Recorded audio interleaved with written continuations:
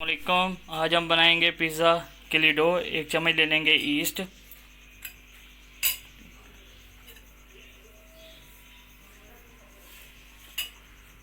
थोड़ा सा लेंगे नमक, 2 कप लिया है मैदा और इसमें 1 चम्मच चीनी डाल देंगे। इसको अच्छी तरह हिला लेंगे।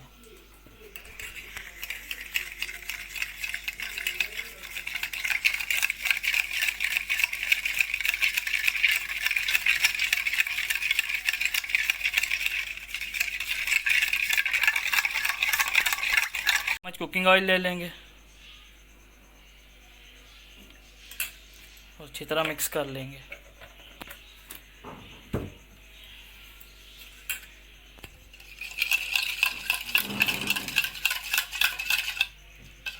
डाल लेंगे।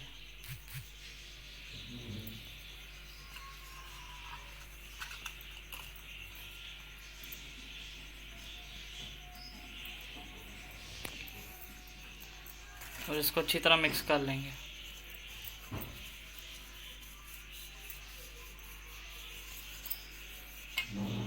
आ गया। अब इसके ऊपर हम ऑयल लगा लेंगे।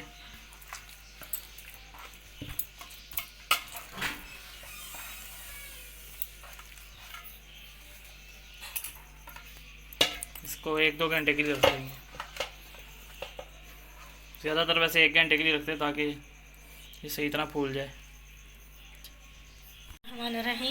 हमारा आटा अच्छी तरह राइस हो गया, ये देखो। अब हम इसको एक परात में निकाल लेंगे।